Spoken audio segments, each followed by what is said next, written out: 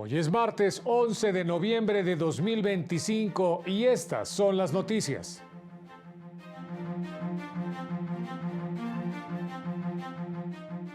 Quien deje de brindar alimentos sin motivo justificado puede enfrentar consecuencias penales, estableció la nueva Suprema Corte. El ministro presidente Hugo Aguilar Ortiz llama a jueces y magistrados a trabajar con una perspectiva social. El 10 de diciembre de este año, el órgano de administración judicial pagará a personas juzgadoras que causaron baja tras la reforma judicial. Pueblos y comunidades indígenas en Chiapas demandan la construcción de al menos 5 hospitales nuevos. Hola, ¿qué tal? ¿Cómo le va? Qué gusto saludarle. Muy buenas noches. Bienvenido, bienvenida a la información jurídica más importante. Soy Oscar González y en nombre de todo este equipo de trabajo les saludamos con mucho gusto. Vámonos con todas las noticias. El Pleno de la nueva Suprema Corte determinó que la seguridad social no puede reducirse a una lectura formal del parentesco. También declaró válida una porción del artículo del Código Penal de Tamaulipas que sanciona el abandono de obligaciones alimenticias. La nueva Suprema Corte de Justicia reconoció la diversidad de vínculos familiares y protegió derechos de personas cercanas a las y los trabajadores. Lo hizo al declarar inválido el artículo del reglamento del régimen de pensiones y jubilaciones del IMSS, que establece como únicos beneficiarios de la pensión a la madre o al padre de la persona trabajadora fallecida si hubieran sido sus dependientes económicos. Se determina inconstitucional porque vulnera los derechos a la igualdad y no discriminación, a la seguridad social y a la protección familiar, al excluir a otros familiares distintos a los ascendientes del acceso a una pensión, aun cuando dependieran económicamente y desempeñaran el rol de madre o padre. Reconocer distintos modelos de familia y por ello debe darse prioridad a la institución de la madre de hecho, pues como quedó evidenciado, la hoy recurrente fungió como mamá con su sobrino por más de 20 años y por ello este alto tribunal está obligado a respetar, proteger y garantizar a la familia de hecho constituida. La seguridad social no puede reducirse a una lectura formal del parentesco. Su razón de ser es proteger a las personas que dependían del trabajador fallecido, a quienes compartía con él la vida cotidiana, el cuidado y la solidaridad. En otro asunto, esta nueva corte declaró válida una porción del artículo del Código Penal de Tamaulipas que sanciona el abandono de obligaciones alimenticias sin motivo justificado. Por ello, negó amparar a un hombre quien incumplió dichas obligaciones hacia sus hijas. En Tamaulipas, la sanción por este delito va de 1 a 6 años de prisión. La expresión sin motivo justificado resulta precisa y clara atendiendo a la interpretación gramatical de dicha porción en el contexto de la obligación de dar alimentos a las hijas e hijos menores. Por ende, se concluye que la porción normativa sin motivo justificado en su sentido gramatical se entiende como la carencia de una causa justa o razonable para suministrar los medios económicos o recursos necesarios para atender a las necesidades de subsistencia. Para Plural TV, Mario López Peña. En entrevista para la revista Mundo del Derecho, el ministro presidente de la Suprema Corte de Justicia de la Nación, Hugo Aguilar Ortiz, instó a jueces y magistrados conectar con la sociedad a la que están sirviendo. El ministro presidente de la nueva Suprema Corte de Justicia de la Nación, Hugo Aguilar Ortiz, hizo un llamado a jueces y magistrados del país a dar un poco más y conectar con la sociedad a la que están sirviendo. En entrevista para la revista Mundo del Derecho del diario El Heraldo de México, confió en que las y los integrantes del nuevo Poder Judicial tienen los ánimos de cumplir con las expectativas y deseos de justicia de la ciudadanía. Indicó que en el máximo tribunal, la función esencial no cambia, se seguirán analizando expedientes y resolviendo asuntos, pero ahora bajo una perspectiva que les obliga a conectar con la realidad, con las personas, con la colectividad y con la problemática social, en resumen, con lo que hay detrás del expediente. Lo anterior con miras a un plan nacional de justicia a mediano o largo plazo, que incluya a pueblos y comunidades indígenas y afromexicanos, en una justicia real de construcción colectiva y de responsabilidades compartidas. Indicó que desde que asumió su cargo al frente del máximo tribunal del país, ha recibido a cerca de 48 comunidades, autoridades, organizaciones, sindicatos, ambientalistas y líderes comunitarios, a quienes expresó que sus asuntos serán atendidos con la mayor celeridad y resolviendo cuestiones de fondo. Resaltó que la Suprema Corte ha incrementado 1.300% la atención a la ciudadanía para recibir orientación en los asuntos, canalizarlos en alguna gestión o bien admitir los asuntos en la Defensoría de Oficio o directamente a audiencias con ministros o con la presidencia. A poco más de 30 días de presidir la nueva Corte, señaló, se han resuelto 116 asuntos en el Pleno, con turnos más ágiles desde oficialía de partes hacia las ponencias y con un compromiso renovado de todo el personal para trabajar en favor del pueblo de México. Para Plural TV, Jesús Daza. Por otra parte, el órgano de administración judicial informó que se cubrirán todas las prestaciones de las personas trabajadoras del Poder Judicial correspondientes a 2025 y que se realizará el pago único extraordinario para juzgadores que declinaron su participación en el proceso electoral 2027 o no resultaron ganadores, como lo establece el artículo 10º transitorio de la reforma judicial. En un comunicado, el órgano destacó que, en el marco de sus responsabilidades, elaboró un tabulador salarial para dar cumplimiento al mandato constitucional contenido en el artículo 127, que establece que ningún servidor público podrá recibir remuneración mayor a la establecida para la presidencia de la República. En relación al pago del retroactivo, se realizará durante la primera quincena de diciembre, en tanto que durante el mes de noviembre se realizarán erogaciones como el pago de la primera parte del aguinaldo, estímulo por antigüedad, bono, despensa, ayuda al personal operativo y prima vacacional. Precisó que para el pago extraordinario a personas juzgadoras, establecido en el 10º transitorio, se realizará el 10 de diciembre de 8 a 19 horas en el edificio sede del órgano de administración judicial. Será indispensable la presencia del titular con identificación oficial vigente y un testigo también con identificación oficial.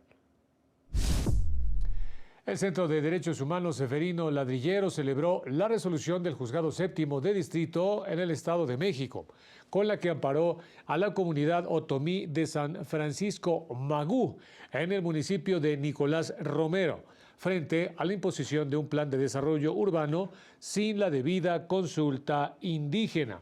La jueza ordenó realizar una nueva consulta ciudadana y consulta a la comunidad apegada a los estándares internacionales en materia de derechos de pueblos indígenas. Hizo un llamado a las autoridades del ayuntamiento a implementar una consulta ordenada que incluya a todos los pueblos indígenas del municipio y a la ciudadanía para lograr ser un ejemplo de buenas prácticas de control democrático de la gestión municipal en torno al desarrollo urbano. Pobladores de comunidades indígenas de Chiapas demandan unidades médicas de alta especialidad en la región. Habitantes de los pueblos y comunidades indígenas de Chiapas exigieron más unidades médicas de alta especialidad, ya que el Hospital de las Culturas en San Cristóbal de las Casas es el único en la zona y del que dependen más de 1.450.000 personas. Ante el Congreso del Estado, señalaron que se requieren al menos 5 hospitales nuevos, 2 de ellos en la región de los Altos de Chiapas, un territorio extenso que cuenta con 17 municipios. Señalaron que existen clínicas en algunos municipios, pero no tienen la capacidad resolutiva ni el personal médico suficiente para garantizar el derecho a la salud de la población en las comunidades, lo que les obliga a recorrer largas distancias para encontrar un médico. Para Plural TV, Jesús Daza. Vámonos a una pausa, es muy rápida, volvemos. A continuación, la FGR ha recuperado más de 9 millones de metros cuadrados de terrenos vendidos ilegalmente en Nayarit.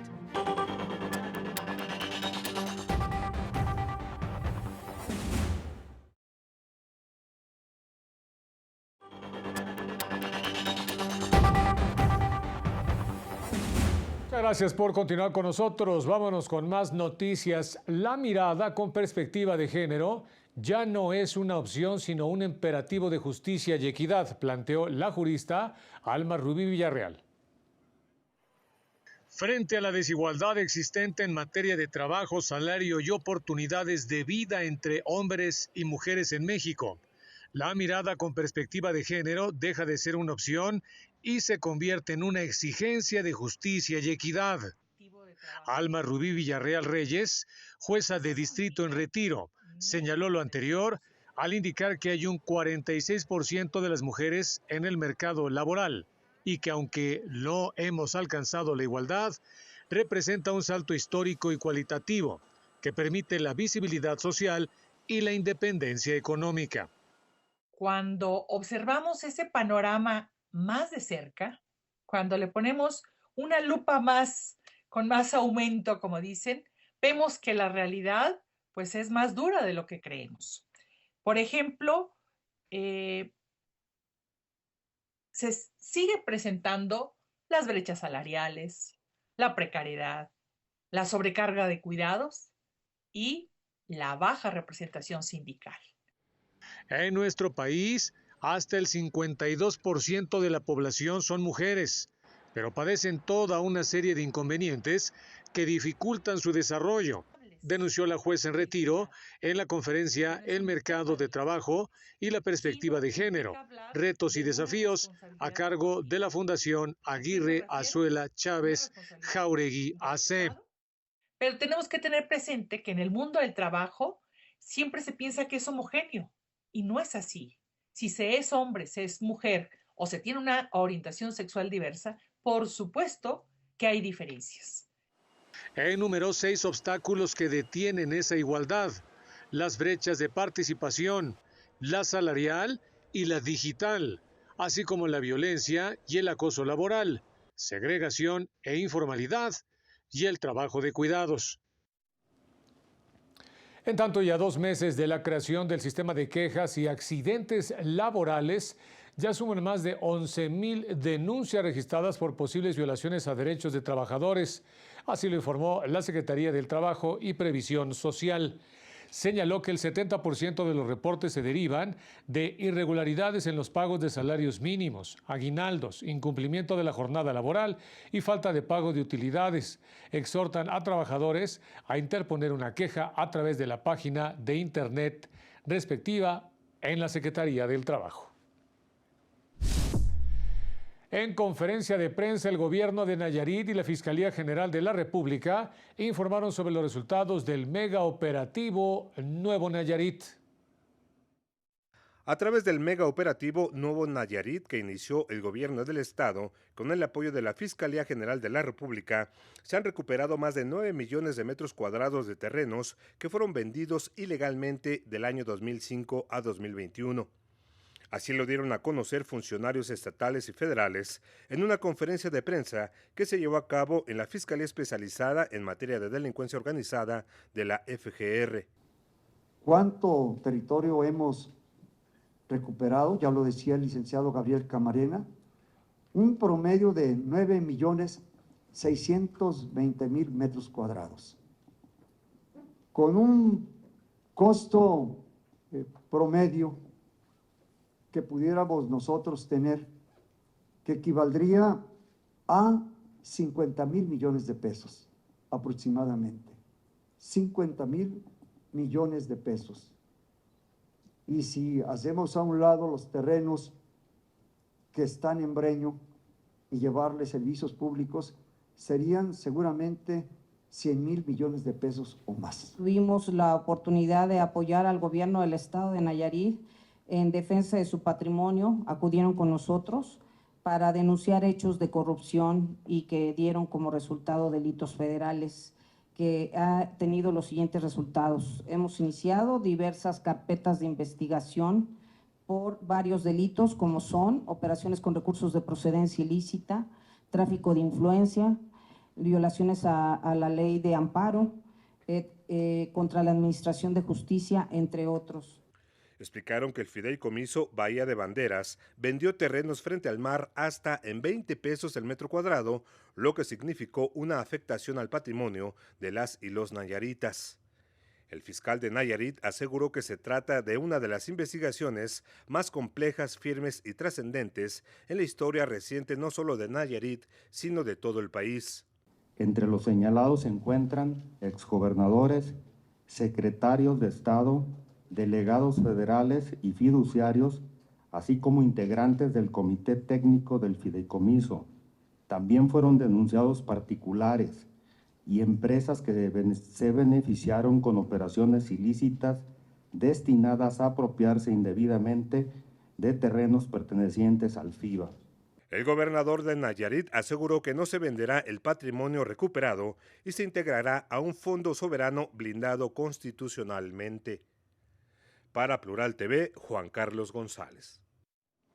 El titular de la Secretaría de Educación Pública, Mario Delgado, compareció ante el Senado de la República como parte de la glosa del primer informe de labores del Gobierno federal. En 2026 el analfabetismo será erradicado en México. Así lo aseguró el secretario de Educación, Mario Delgado Carrillo, al comparecer en el Senado de la República. El 2026 no va a ser el año del Mundial en México.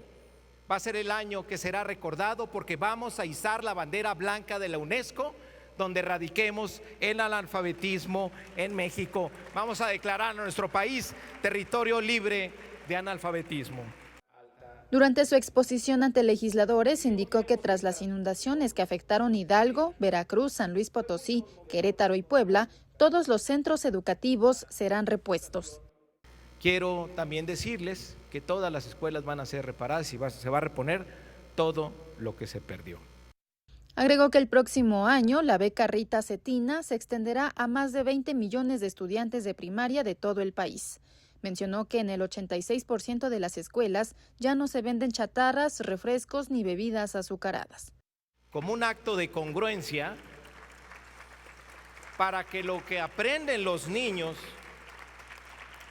en los contenidos de la nueva escuela mexicana pueda llevarse a la práctica cuando toman decisiones sobre qué alimentos comprar en su cooperativa escolar, que tengan opciones saludables.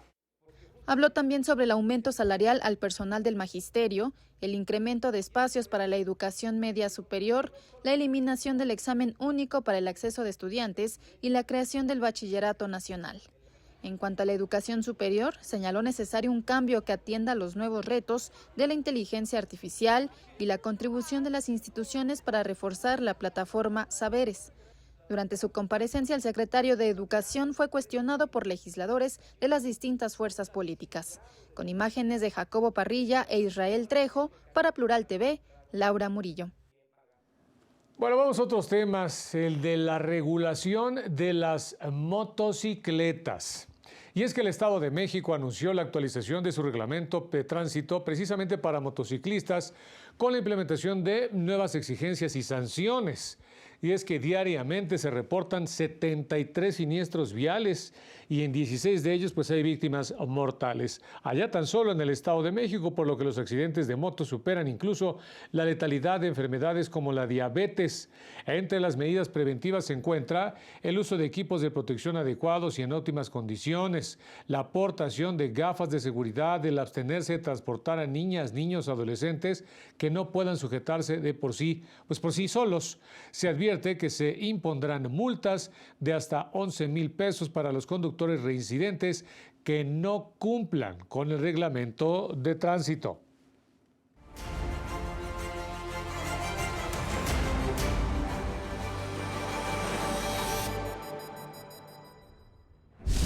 En el último año, la Secretaría de la Contraloría General de la Ciudad de México impuso 390 sanciones a 364 servidores públicos por diversas irregularidades, entre las que están 30 inhabilitaciones, 3 destituciones y 18 sanciones económicas por un monto por aclarar de 20 millones de pesos. La magistrada presidenta del Poder Judicial de Tamaulipas reveló que aumentarán los horarios de trabajo para personas juzgadoras por las tardes y los fines de semana, a fin de desahogar la carga de trabajo en materia penal. Además, se habilitará a secretarios para fungir como juzgadores. El órgano de fiscalización superior de Veracruz impuso 17 cobros fiscales por 19.541 millones de pesos a excolaboradores del exgobernador Javier N., actualmente preso, al comprobarse graves hechos de corrupción en el manejo de recursos públicos. Agentes de la Fiscalía Mexiquense detuvieron al exdirector de Administración del Tribunal de Justicia Administrativa del Estado por el delito de abuso de confianza, ya que habría realizado transferencias bancarias indebidas por hasta 32 millones de pesos. Este martes inició en la Corte Suprema de Brasil el juicio contra 10 militares acusados de planear el asesinato del actual presidente Luis Ignacio Lula da Silva y otras autoridades como parte de un intento de golpe de Estado orquestado por el expresidente Jair Bolsonaro, quien ya fue condenado a 27 años de prisión. Los acusados del frustrado magnicidio pertenecían, se dice, en su mayoría a un grupo de élite del ejército brasileño y, de acuerdo con la Fiscalía, le presentaron sus planes al expresidente Bolsonaro cuando aún ocupaba el cargo. En total, hay acusaciones contra 36 personas que habrían participado en el intento de impedir la investidura del presidente Lula da Silva. Hasta ahora, 8 personas, incluyendo el expresidente Bolsonaro, han sido condenados a penas que van de los 2 a los 27 años de cárcel. Y mucho cuidado porque la Organización Panamericana de la Salud confirma que el continente americano ha perdido su condición como región libre de sarampión, al confirmarse la presencia de casos durante 12 meses consecutivos, principalmente en Canadá y México. El director de la OPS, Jarbas Barbosa, dijo que la situación es reversible, por lo que pide a los estados que aceleren la cobertura de vacunación para alcanzar el 95% necesario para lograr la inmunidad poblacional. En México se han registrado más de 5.100 casos confirmados y 23 muertes. La enfermedad se ha extendido a 27 de las 32 entidades federativas. El país mantiene su certificado individual, pero la OPS advierte que podría perderlo si no logra cortar la transmisión del sarampión en los próximos meses. El trabajo de cuidados sostiene el funcionamiento del mundo y es responsabilidad compartida, no solo exclusiva de las mujeres. Así lo coincidieron especialistas. El trabajo de cuidados no debe ser una carga para las mujeres, sino una responsabilidad colectiva, aseguró la representante de ONU Mujeres, Moni Pisani. El resultado es revelador. 45% de las mujeres en edad de trabajar queda fuera del mercado laboral por tareas de cuidado, los hombres 5%. Al participar en el tercer encuentro nacional del futuro de los cuidados en México, indicó que es fundamental avanzar hacia un modelo que garantice derechos y mejore las condiciones laborales de quienes realizan tareas de cuidado, las cuales recaen principalmente en las mujeres. Todas las personas necesitamos cuidados y todas, de una u otra manera, los brindamos. El trabajo de los cuidados sostiene el funcionamiento del mundo. La representante del DIF, Mariana Rojas Martínez, por su parte aseveró que las desigualdades y la ausencia de corresponsabilidad social que enfrentan, especialmente las mujeres indígenas, afrodescendientes y en situación de vulnerabilidad, son realidades que exigen respuestas estructurales.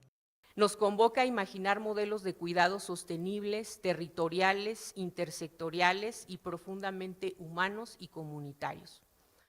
Destacó la importancia de impulsar propuestas que respondan a la realidad de las personas cuidadoras, a las necesidades de los menores, personas adultas mayores y con discapacidad, así como de fortalecer las oportunidades para la construcción de un sistema nacional de cuidados.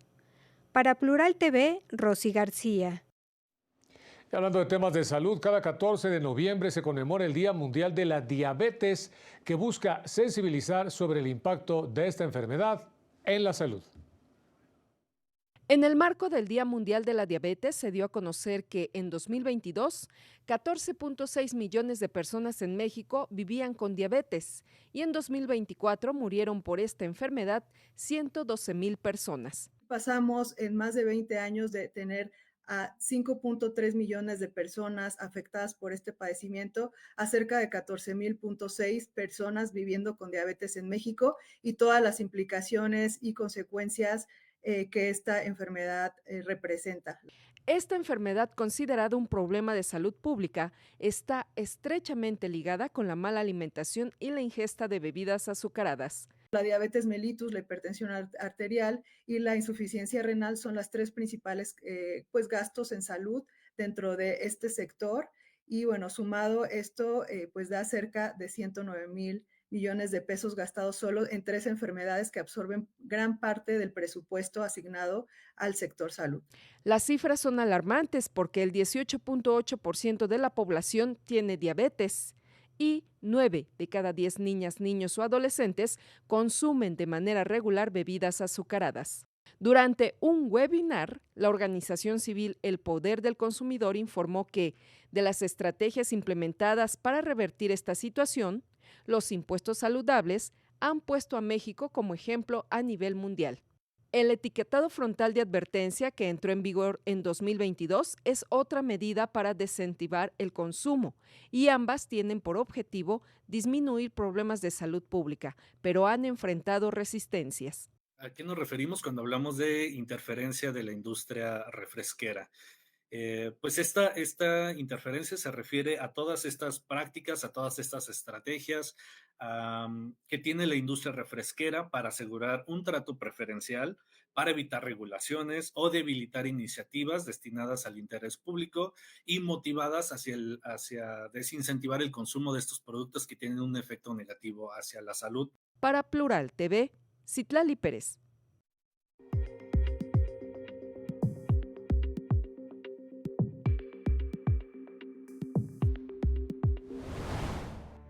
Hoy el tipo de cambio se ubicó en 18 pesos con 33 centavos por dólar, de acuerdo con información del Banco de México. El Gobierno de México impondrá aranceles a importaciones de azúcar de países miembros de la OMC, excepto con los que tiene acuerdos comerciales. Se gravará con un arancel de 156% al azúcar en grano, remolacha o jarabe y alcanzará 210.44% en importaciones de azúcar líquida, refinada e invertida, a fin de fortalecer la competitividad de la agroindustria nacional y proteger la producción ante la caída de los precios internacionales y sobreoferta. El INEGI informó que el indicador de la actividad industrial retrocedió 0.4% en septiembre respecto a agosto, sumando 4 meses a la baja, debido principalmente al retroceso de 2.5% de la construcción, pese a los avances de 0.7% de la minería, de 0.4% del sector luz, agua y gas y de 0.2% de la manufactura. A tasa anual, la producción industrial cayó 3.3%.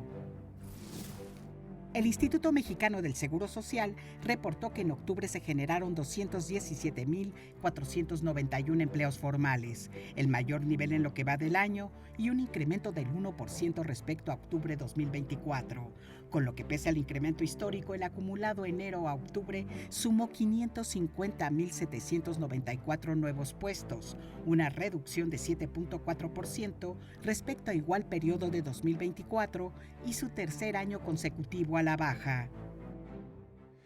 Y ya nos vamos, como siempre, muchas gracias por haber estado con nosotros. Manténgase pendiente de esta señal. Soy Oscar González y nos vemos en la próxima.